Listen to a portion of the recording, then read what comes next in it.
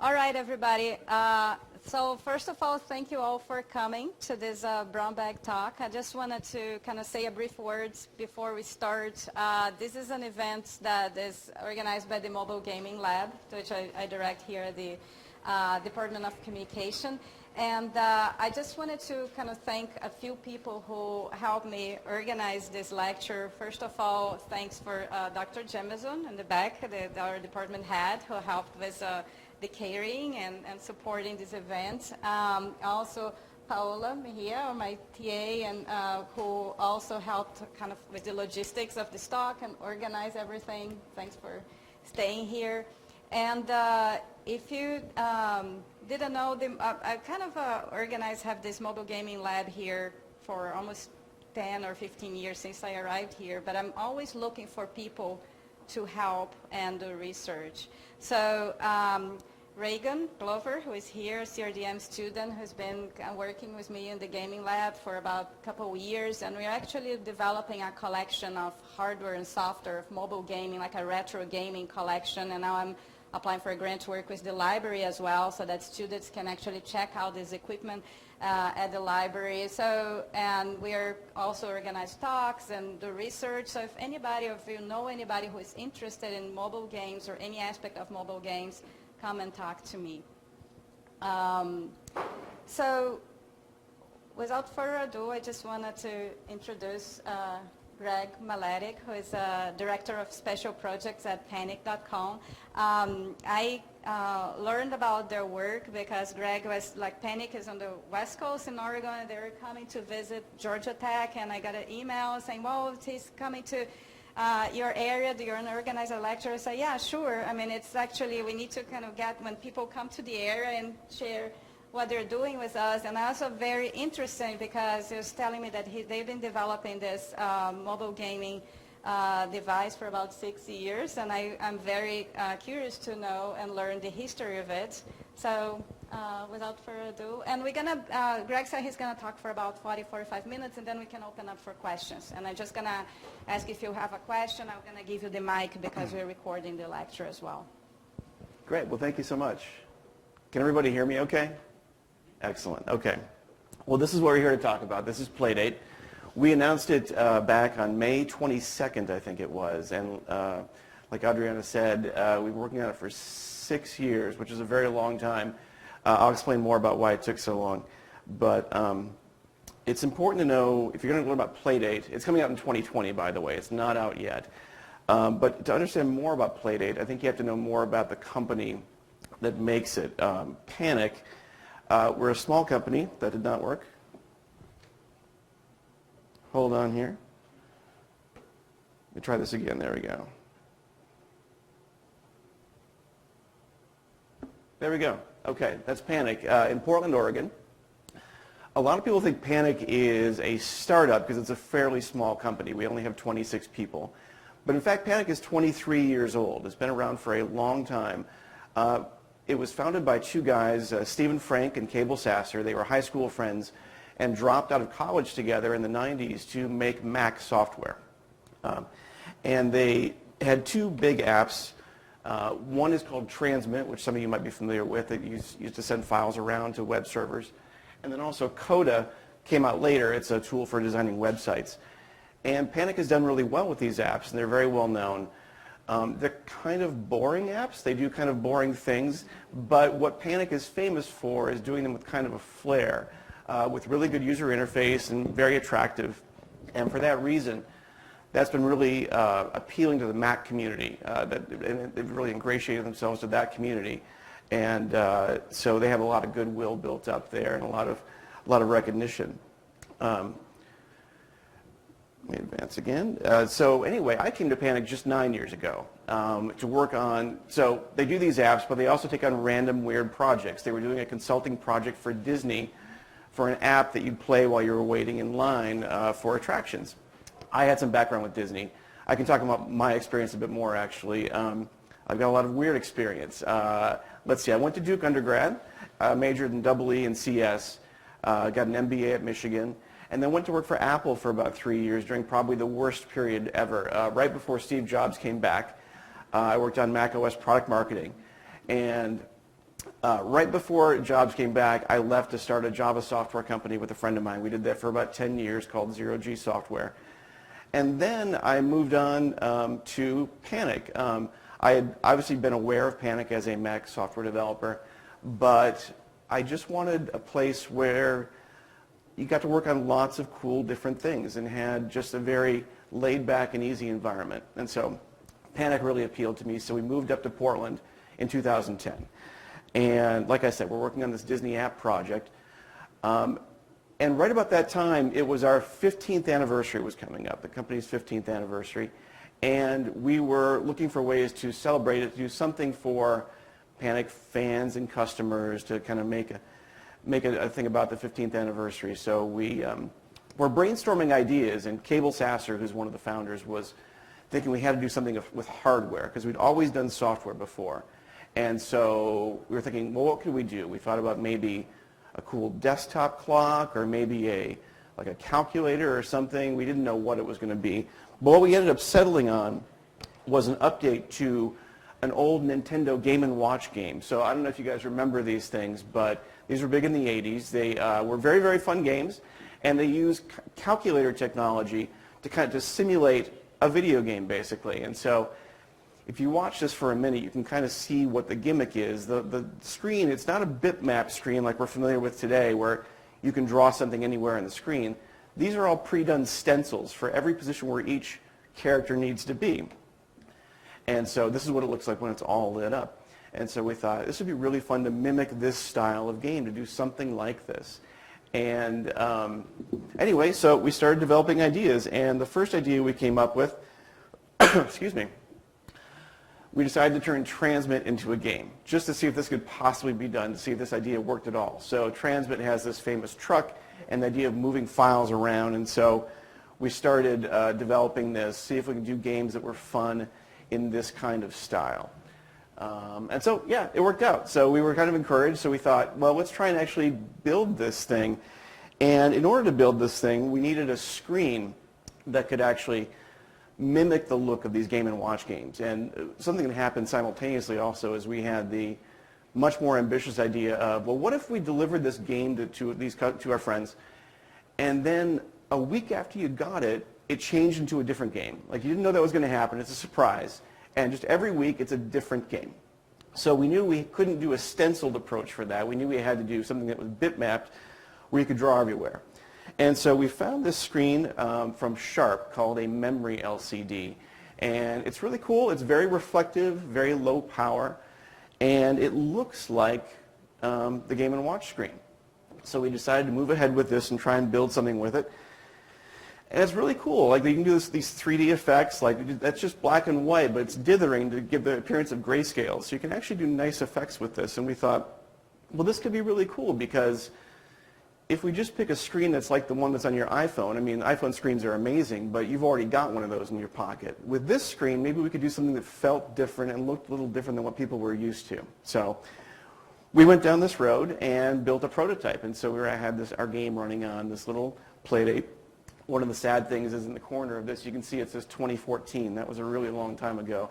We had this up and running within like 4 months. We thought we were done. We were ready to go then. We sort of underestimated how hard it would be to actually learn how to make 20,000 of them versus just making one. It's pretty different, unfortunately. But we were encouraged. And so one of the things we thought was, how are we going to make this thing look really cool?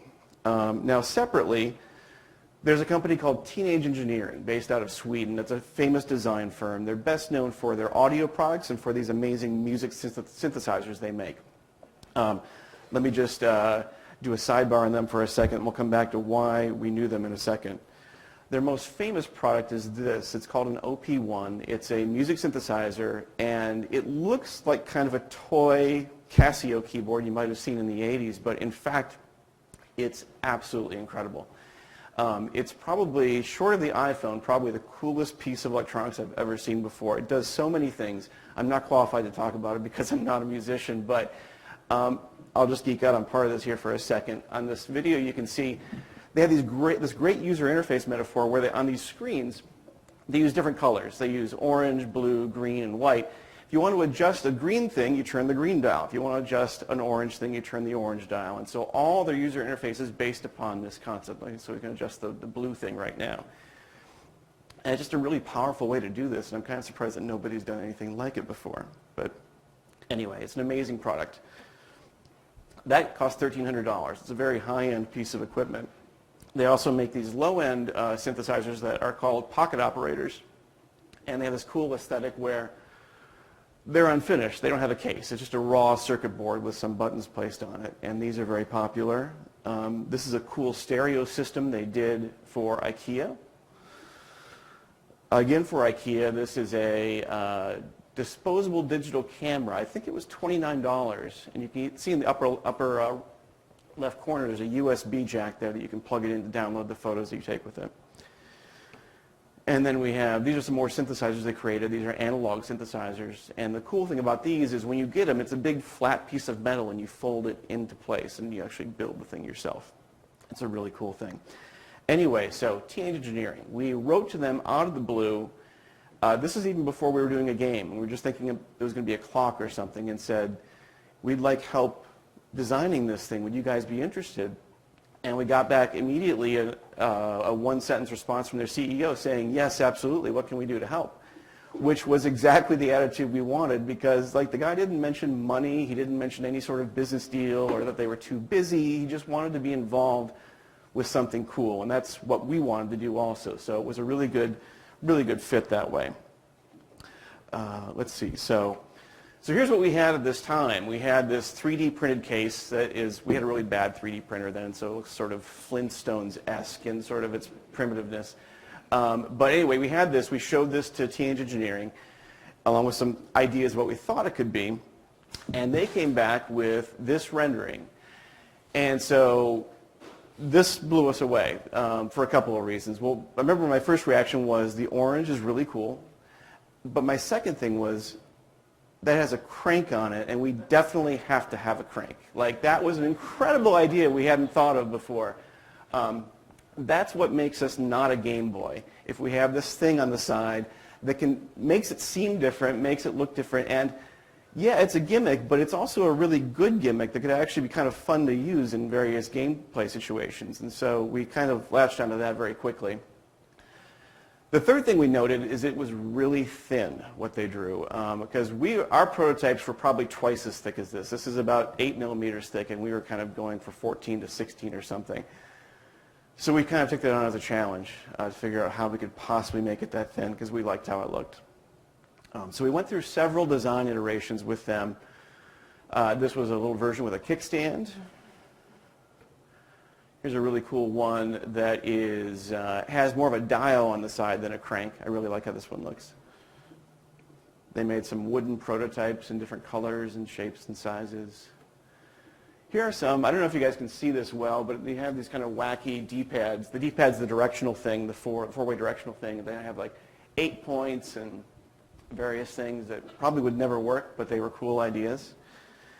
And we were also trying to figure out, like, what color should this be? I like the orange that the TE gave us originally, but then Cable Sasser, one of the founders, was like, he's a big collector of old Nintendo equipment.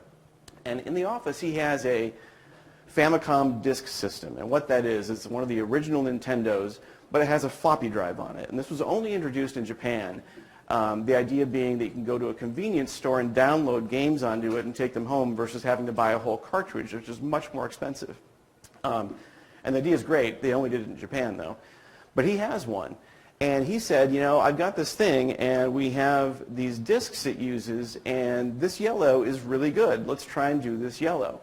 And so we ended up looking all over for color chips from the plastic vendors that match that, and we eventually found one. And so that's why it's yellow, just because of Nintendo. So the games. Now, we realized pretty quickly that, you know, we had taken that stenciled Game & Watch approach initially. We thought all the games were going to be like that. But we quickly realized that those games are not that much fun, unfortunately. They were fun in 1982, but and they're still pretty fun, but I think Nintendo did the 3 that are fun, and there are no good ideas beyond that we could figure out. So we opened it up to be any kind of game that could run on our display.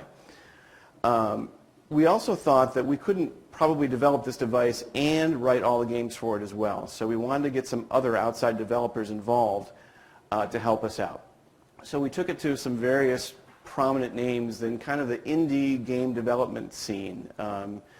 People like Keita Takahashi, who did Katamari, and some other guys named Bennett Foddy and Zach Gage that I wasn't familiar with at the time, but they're very well known in this community for writing games by themselves, just as one-person indie game community. And so we didn't know what to expect. We just said, hey, would you guys like to write games for this? And almost everybody jumped at the chance, which really, really surprised us. We had no idea, but they were really intrigued by the idea of having a black and white screen, something that would be a lot easier to write for than like a PlayStation or a Mac or whatever. And so we had a lot of good reaction to that. And then, let's see here. Okay, yeah, so this is one of the games that was written by Keita Takahashi. We showed this off last week at a trade show in Seattle. It's called Crankin's Time Travel Adventure, and so this game uses the crank to control the flow of time. And so you have this character who's trying to meet his girlfriend for a date. She gets upset that he's late for it. And you keep on trying to crank through this, and you can go backwards and forwards in order to avoid enemies that are coming at you. And the thing that's cool about it is that it's crank exclusively. It doesn't use the buttons at all. You just go backwards and forwards, and he was able to figure out how to make a compelling game by just using the crank. Now, that's not true for all the games that we're developing. Some of them don't use the crank at all, and we were adamant with developers that they don't have to use it. We didn't want to ruin the crank for people by forcing it into game situations that it doesn't really fit. And so some people use it a lot, some people use it a little, but it's worked out really nice as an alternative way to control games. The other thing we wanted is we didn't want the device to just come out and have a bunch of games sitting on it. We wanted more drama than that. And so what we thought we'd do is after you bought the Playdate, it wasn't called Playdate yet, but it was about to be called Playdate, we would have, every Monday morning there would be a little light that lights up on top of the device and indicates that a new game is available for you. And it's a new surprise game by a developer you might have heard of. And so we'll keep some drama going throughout the year, and people will sort of play these games in sequence with each other, and it'll be a fun kind of surprise. And so we called that a season of games. And so we're doing that, and it seems like people are intrigued by the concept. We like the idea of the thing being full of surprises, essentially, and so that's a way to kind of keep the excitement going even after you've bought it. So the device is evolving, and this is what it's looking like now, and this is pretty much the final form. And you might notice, I don't know if you can see it on this one, there are these little dots right here on the bottom. Those dots are for an idea that Teenage Engineering had. It'd be a slider that you would drag your finger across, almost like a touchpad on a MacBook, or a trackpad, and you could use that as a way to input into games as well. And a couple things we were uncertain about. Well, one is that to cable, this looked too much like a face, 2 eyes and a mouth, and kind of once you see that, it's pretty hard to unsee it. It's also not a very excited looking face, and so we decided to get rid of the dots, but then we were debating, well, should we keep the touch area? And we thought about it for a long time, but we nixed it. We didn't want Playdate to be this grab bag of weird control schemes. We wanted it to be about the basic controls and then a crank, and that's it. And we thought just the crank was the story. We didn't want to have it diluted by having too much stuff. So we took that out. No more touchpad. The other debate we had was about the buttons, specifically what we call here the A and B buttons, but one of the problems is in the industry there's no consensus for what these are supposed to be called. This is the Xbox controller, and they use A and B. But if you go to Nintendo, there's our B and A. If you go to Sony, they just use symbols, no letters at all. And so we debated lots of ideas about what this should be, and we seriously changed it every 2 weeks. At one point, it was all of these things. And so we had X and O and 1 and 2, filled and unfilled. And that was one of the first problems we encountered was things that aren't easily described, button labels that aren't easily described, were problematic. So like telling someone in the game to push the filled button versus the unfilled button just wasn't really pithy enough. We needed to have something like 1, 2, A, B, and so those got tossed. And then we ended up settling finally on A, B, and I swear if we opened it up again for discussion, we would probably pick something else, but it just is A, B right now. With one adjustment.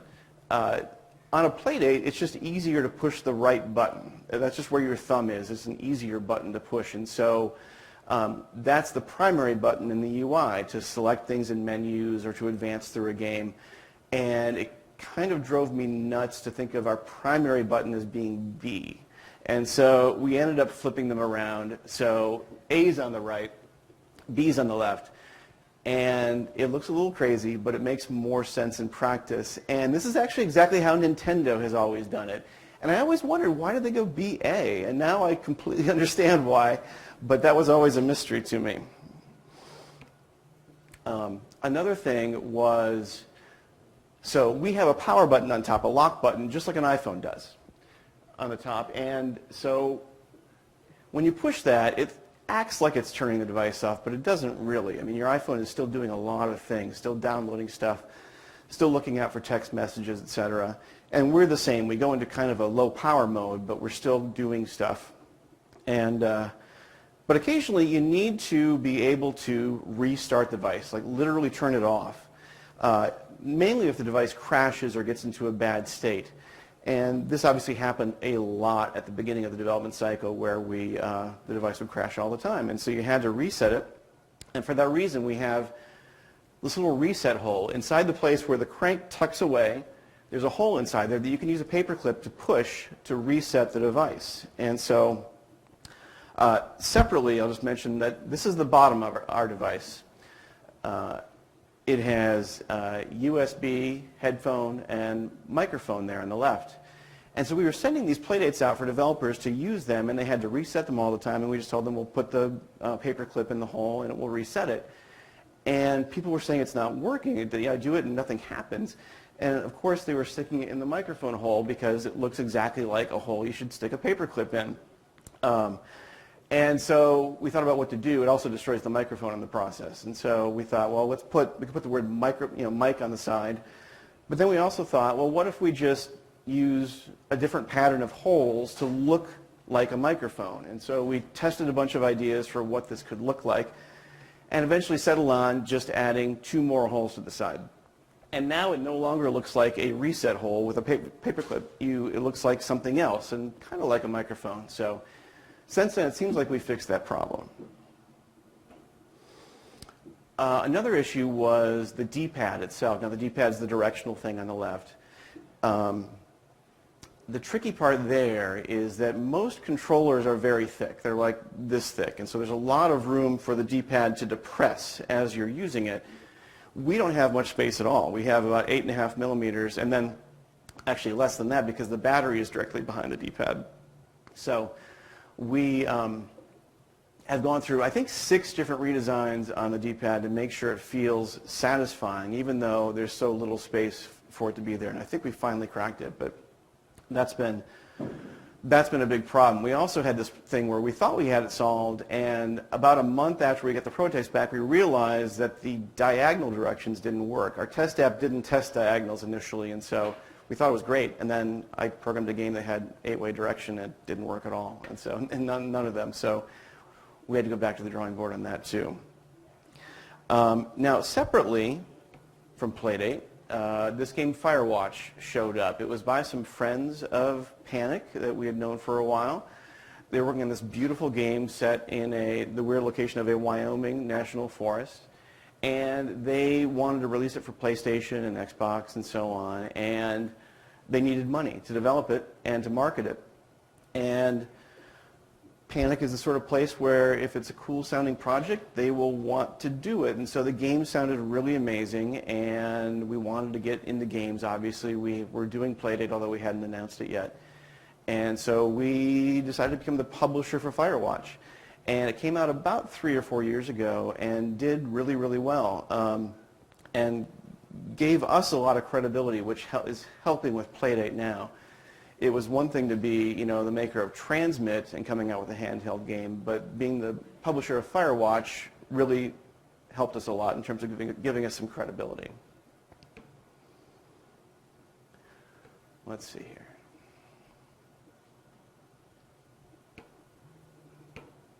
Well, my slides aren't advancing now. Okay, hold on here. Give me 1 second, see if I can do this.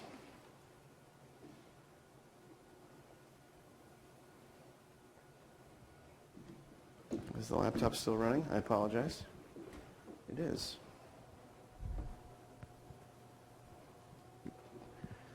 Okay, I think it's working now. Here we go. So we did a box design. We started on a big QA effort. We had to make sure that all these prototype playdates we were making were actually working, that all the directions worked properly, that the crank worked properly. And so that's been a full-time job for 2 people for about the past 2 years, is designing test equipment that can be on our assembly line to make sure everything is working.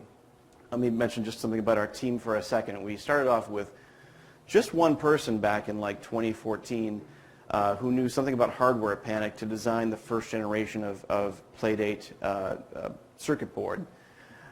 And then we slowly, as we kind of met each milestone, we slowly added more and more people. And so we added one more guy who was going to do the system applications. And then I kind of came on board as kind of managing the project. And then we added a designer to do graphics for it, and then finally these QA people. So it's still a very small team. It's about 5 or 6 people full-time, and that's it. And that's part of the reason it's taken us so long to get here. But it's been a good experience to kind of grow it organically, so we didn't get ahead of ourselves. So one of the things we had an issue with was the crank. The crank has been really difficult. The crank has been easy in terms of getting it to work. Like, it's incredibly sensitive and incredibly precise, and that's been kind of great. But like, we wanted to have the handle be yellow. That was important to us, to have that extra color in there, and the plastic handle breaks off a lot. And so we have a brand new redesign underway that we think is going to solve it, and I really hope it's going to solve it. But that's been another hassle for us, is making sure the crank is reliable and feels right. For example, it needs to move freely, but also be stiff enough that if you let go of it, it'll stay where it was. We wanted to have that, so because some games might be dependent upon the cranks kind of staying put when you let go of it, and so that's been a challenge. Now, about 1.5 years ago, I was using a Playdate at home in bed, and I have a very poor reading lamp by my bed, and I was trying to use Playdate, and my light's not bright enough, and so I was getting worried. It's like, I can't really see this thing. And that was one of the selling points of this device, is it's not going to be a backlit screen. It's going to be something very different. So I got really freaked out for a while that this is no one's going to buy this. It's not a backlit screen. It's not going to work. And so I started looking into alternatives of what could be done. And so I looked online for OLED displays. Those are displays that glow.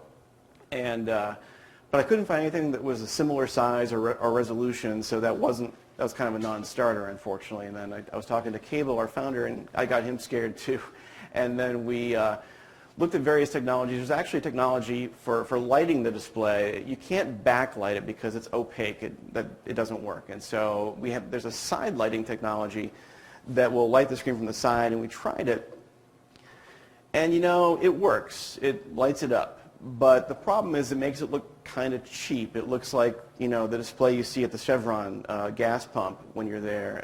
It just doesn't look like a premium display, whereas the black and white screen looks really nice. You just have to have the right kind of lighting. And so we just kind of decided to own it and say, look, this is a black and white screen. You can't use it in every situation, but that's what it is, and it's something special. And amazingly, I'll get more into it later, but it's actually worked for people, and people really like it. The screen is great. I mean, this is a comparison of what it looks like compared to the original Game Boy, which was very smeary and didn't look great. This is much higher contrast, much easier to read. So it is a cool screen. I just had a kind of a crisis of confidence for a week or two about 1 year ago. Did I lose it again? Apologies, let me try this again.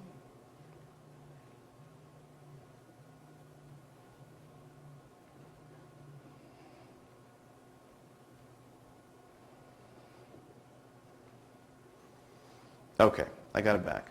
So one of the things that we were concerned about, we wanted to keep this completely secret the entire time we were developing it, which was a long time.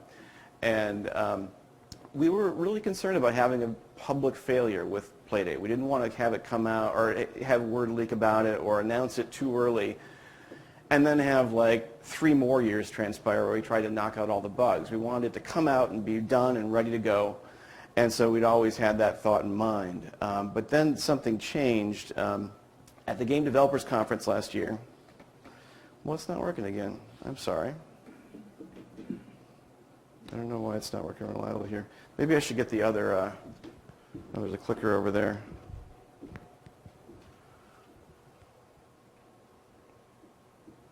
Okay, hopefully we're okay.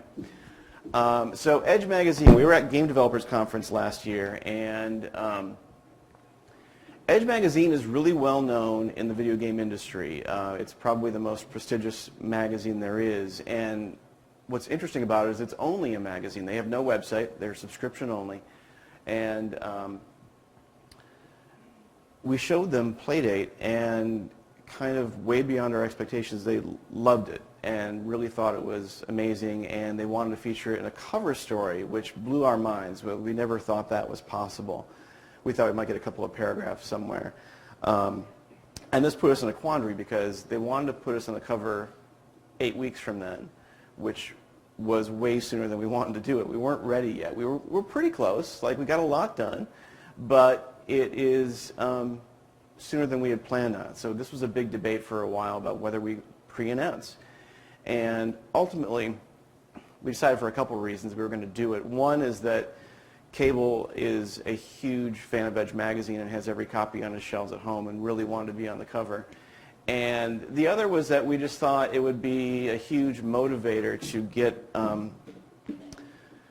the word out finally and get this sort of monkey off of our back where we were trying to keep this thing secret. It was kind of terrifying to have it as a secret for 5 years that no one could see. And so we decided to do it. And I might need to switch this other clicker. Do we have another? I'm sorry, this worked before for me, but it's not working today. Oh, that might be it. Let's see.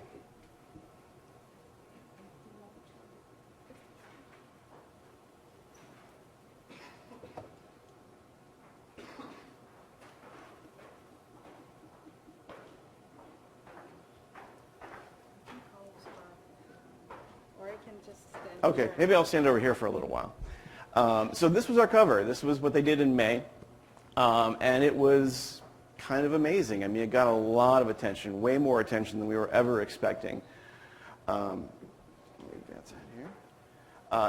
We got covered really well in all the tech press, which we had hoped for, but weren't certain we were going to get that, but that went really well. What really surprised us was that we got covered elsewhere, too. In like CNN and Variety, like we never ever thought that was going to happen, but something about this was resonating with people way more than we expected. We had a sign-up list on our website. The device was not for sale yet. It was going to be later this year, hopefully up for sale. But we just had a thing that could specify your email address and get notified for when it was going on sale. And my hope had been that we would get about 20,000 people in the first 3 or 4 weeks or so. And we got 20,000 in the first day, and then we have like about 140,000 now, I think. So it just went way beyond what we expected. Also on the developer side, I was expecting maybe 50 people would want to write a Playdate game someday, eventually. But we have about 10,000 now that have inquired to get our development kit to write games for Playdate, because that was the whole premise of the season, is no one's ever going to write a game for this. We have to actually write that you pay for them to be written, commission them essentially, but yet we have a lot of people who want to do this now. So it's all been really motivating. We now have to get this thing done, and we're not declaring victory yet. There's still ways for us to screw this up, but so far it's been very encouraging. Oh, okay, so lots of jokes about the crank. This is from a prominent PlayStation developer for just ideas for dumb PlayStation or Playdate games. Super Butter Churn is a good one.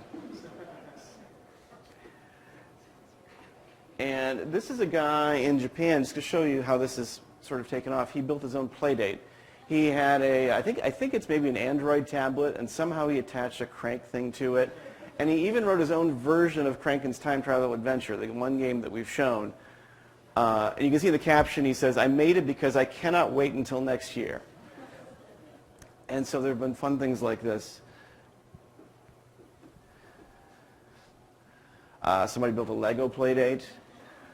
There's fan art. I don't know if you can tell, she's holding a Playdate there. There's Playdate cartoons and animations and 3D characters. Oh yeah, and someone sent this from Japan actually. The one other application that we're aware of that uses our screen are the coffee machines at Japanese 7-Elevens. And so somebody sent this, and that is in fact our screen right there. It's the only time I've seen that in the wild other than our thing. So that was kind of crazy. Is that working? I can do this here. We're almost at the end, so that's totally fine. Thank you. Okay, so we knew that the people that we wanted to love Playdate really loved it. So that was great. But we knew there were going to be a lot of people that would not get why there was going to be a black and white handheld device in 2019. They just wouldn't make sense to a big crowd of gamers out there that are into the PlayStation 4 and so on. And so I take this kind of perverse joy in looking at these articles online and seeing the comment section, and there are lots of good ones, but there are also some really bad ones too that I enjoy reading out loud in the office, but Cable tells me to please stop reading them because it drives him nuts. But like this is sort of typical. Another one, knock off $80 and it'd be interesting as a novelty. Another price one, yeah, $30 in a year and he'll pick it up then. The sad truth there is that Playdate's really expensive to make. It costs us $95.44 to make a Playdate. So we're selling it for $150, which is a pretty thin margin considering you also get the 12 games of the season with it as well. We just can't. We didn't think we can go much more than 150, but we also thought we can't go much lower than that either, and so it's just what it is. We're very vocal about the cost, so people know that we're not charging them $150 for something that costs us $12 to build.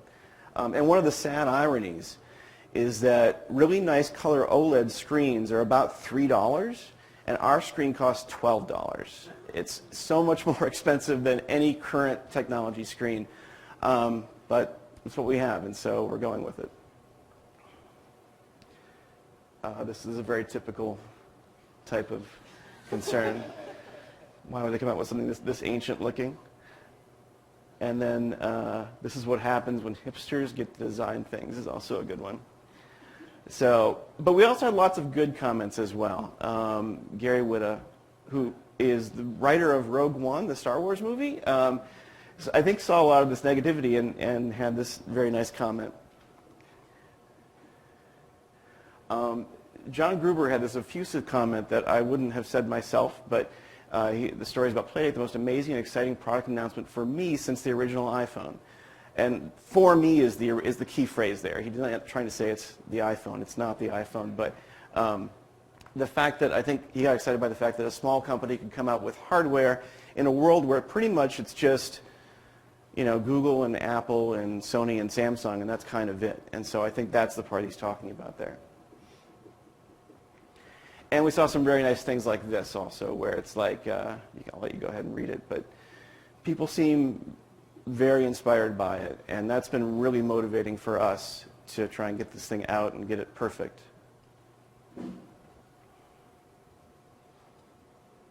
So we're not done, as I mentioned. We still have a lot of things to do, but our goal was to put it up for sale later this year and then ship it in early to mid 2020. Openness. So as a developer who writes iPhone software, Panic's been frustrated sometimes by trying to get, well, Apple controls that platform completely. And so you can't just do an app for anything. You have to get approval from Apple, essentially, and you can only sell it through their app store. And that's been a frustration for us. And so when we did a platform, we wanted to commit to being open. And so we're going to have a public development kit that will come out. And you can write games for Playdate and then distribute them completely around us. You don't have to use us, any of the mechanisms we figure out, which we're still trying to figure out, to distribute games. So the device will live hopefully beyond us as well. And accessibility is something we're working on now to try and make sure the device, video games are very big in communities with users with disabilities, and so it's important for us to get Playdate working for those people. So we're looking into a bunch of technologies now to make that happen. So Playdate, we didn't really seek out to make a device that had limitations per se, but I think what people are responding to are the fact that we do have limitations. We have a black and white screen, we have a weird crank and very limited controls and not a lot of memory, but there's enough there to make a cool game, and that people seem to be latching onto that as something really interesting. And it reminds me, I used to work for Disney, Disney Imagineering, and there was a very prominent Imagineer there called Tim Delaney who did a lot of amazing stuff. And he told me one time that he's like, when the real estate guys buy a piece of land for a theme park, they always buy like the most perfect flat piece of land imaginable. And he said, what I want them to do is buy something with a big cliff right in the middle of it that will give me something to work around, something to think about, something that will make it less of a blank slate. And I think Playdate's a little bit like that, where you have restrictions and have to work around them, and I think that's working for people. So anyway, this is, if you want to learn more about Playdate, that's the URL where you can sign up and be notified for when the device comes out. And there's also the Twitter feed as well, at Playdate. And then this is me. And I tweet about Playdate a lot. And you can also write to me at greg@panic.com, and I'd be happy to answer any questions you have going forward about the device. And with that, I'm happy to open it up for questions.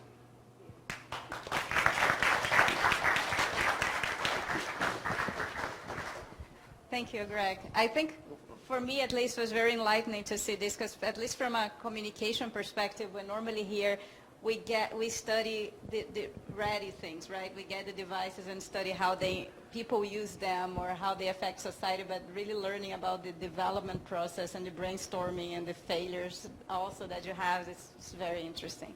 So, questions? Yeah, Russ. I'm just gonna give you the mic. So.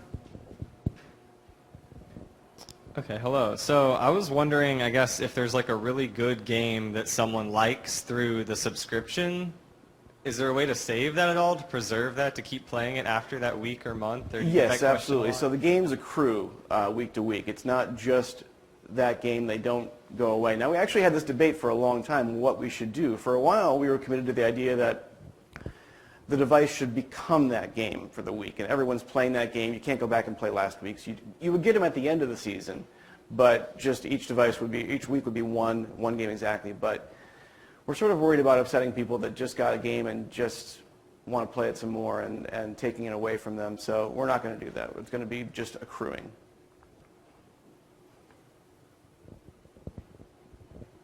So thanks, by the way, for giving this talk. One of the things I was thinking about when you were talking is whether there's like a social component that you want to sort of encourage with the game. So I was looking and I saw that it has Bluetooth capability and Wi-Fi, yes, as well as a microphone. So what sorts of social interactions are you trying to encourage? How has that shaped your design? And what sort of considerations do you have to take into account when sociability is embedded within the possibilities of the game? Yeah, that's an amazing question. So it's something we have thought about. Our interactions are fairly primitive at the moment. You can take a screenshot and tweet it out. What will happen is you'll configure your Twitter account on our server, and then you can take a screenshot of the device. It'll upload it and then send it out. And same with a small video clip. You can take a video of you playing and do that. There is no network play right now, just because we're just getting our Wi-Fi going, and so we are just working on making it download games and upload high scores, essentially. But we would love to do that in the future, and that would be a lot of fun to do. High score tables, I mentioned, that's one thing we'll be doing as well to kind of encourage, some social activity around that. But it's something we hope to enhance as we go forward.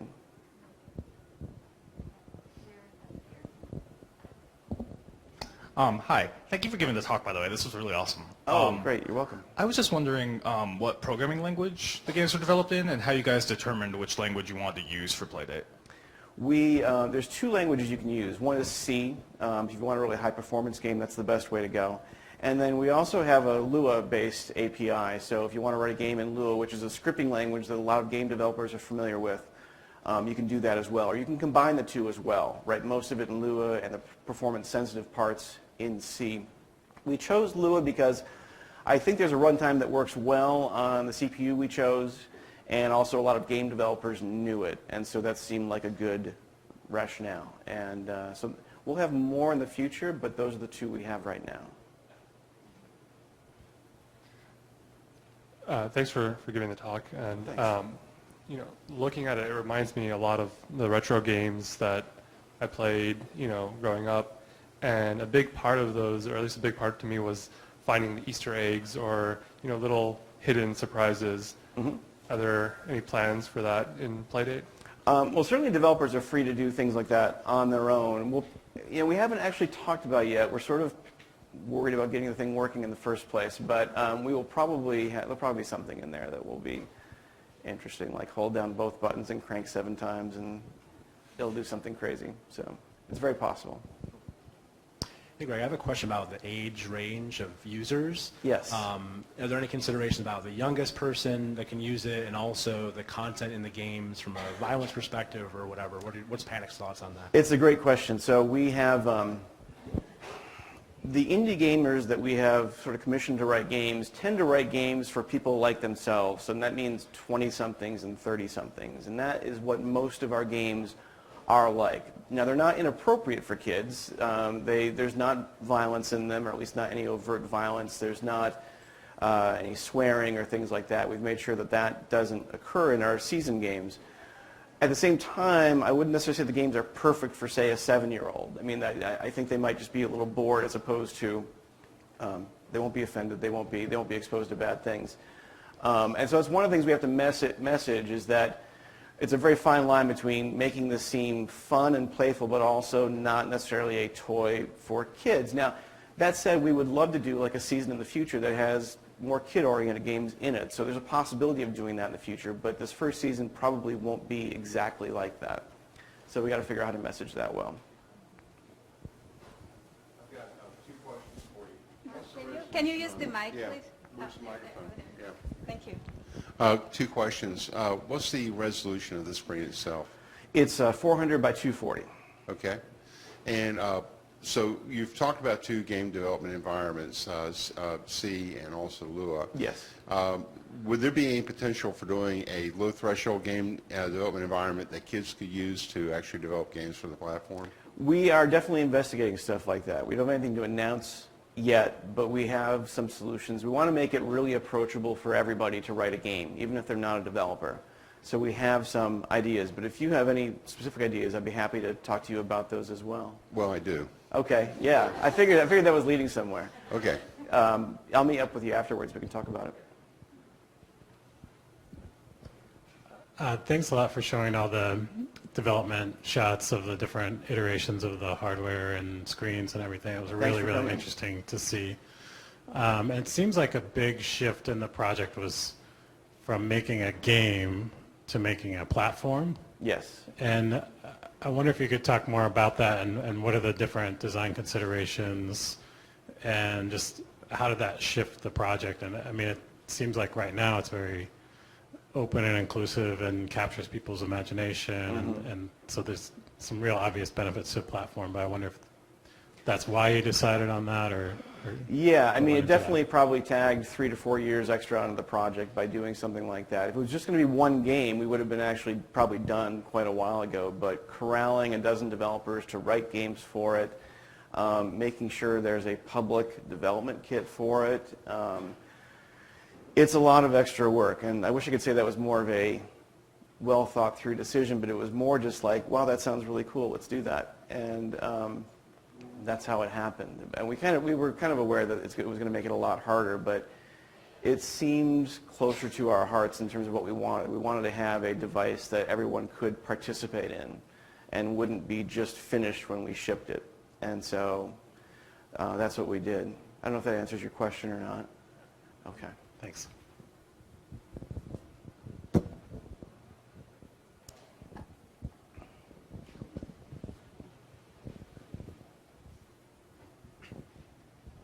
So far when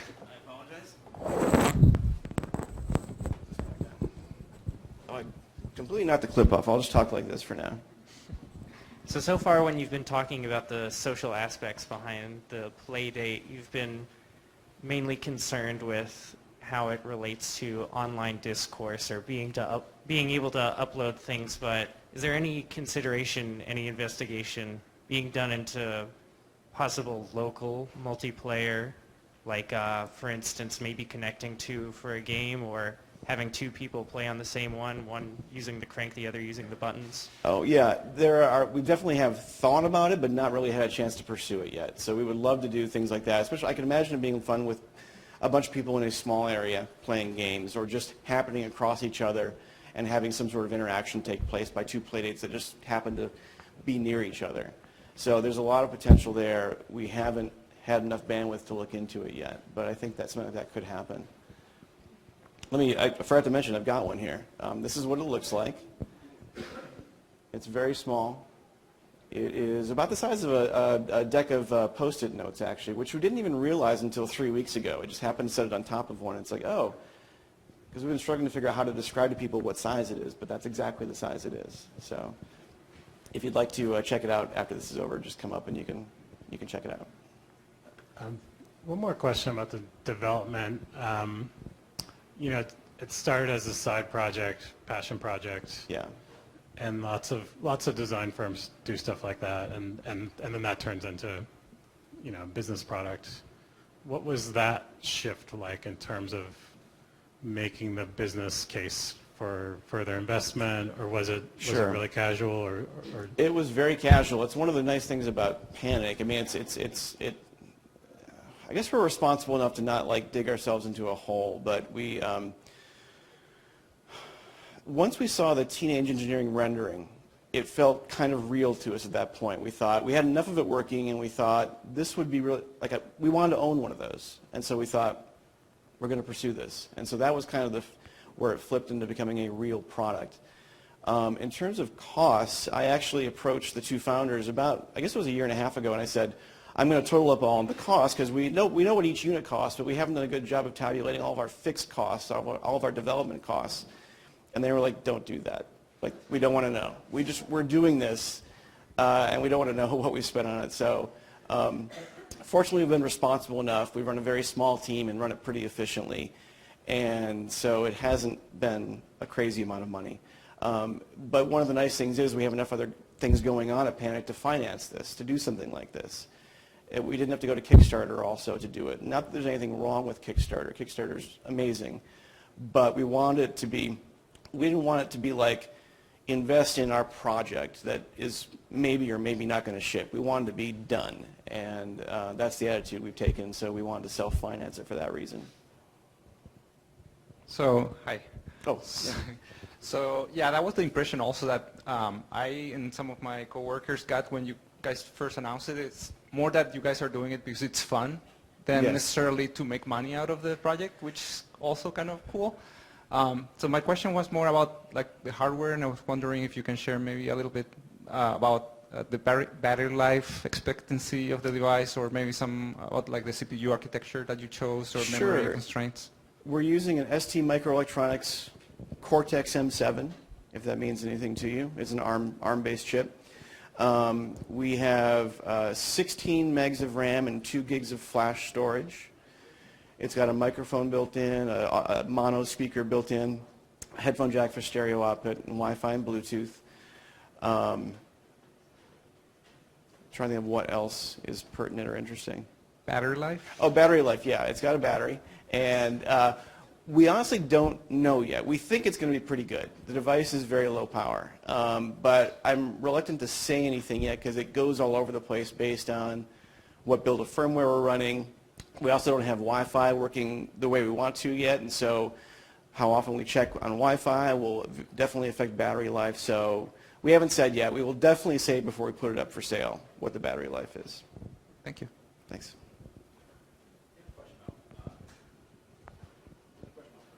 Uh-huh.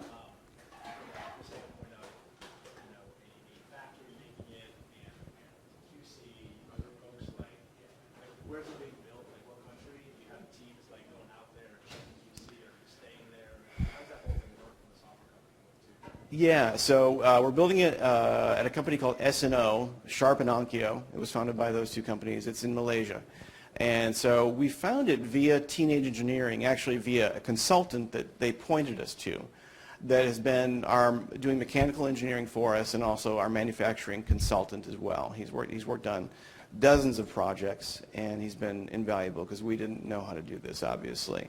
So with his help, we found S&O, and they are helping us build it, and it's been a really good experience. But we send out a team of about 4 or 5 people, probably 3 or 4 times a year, me being one of them most of the time. And we're there for about 2 weeks to get them up and running on the latest version of the hardware and fixing any bugs that we find in both the device itself and also the testing software too. And so it's an ongoing process. We're probably going back in a month or so for what I'm hoping might be the last time for a while. And it's been really interesting though.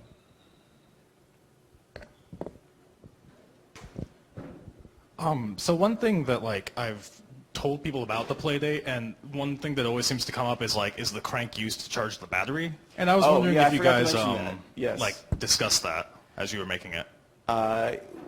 Briefly, I mean, I forgot to mention that when people get upset about Playdate, one of the things they get most upset about, strangely, that we didn't anticipate, is some people get really mad when they find out the crank doesn't power the hardware. I don't know why that is, but the problem is that you'd have to crank a lot to power the hardware, even though it's very low power. You'd have to crank for a couple hours probably to get any appreciable battery life. And USB just works a lot better for doing that than a crank ever would. Not to mention the device would have to be bigger. The crank would feel sort of grindy in a way, like it wouldn't have the same smooth motion.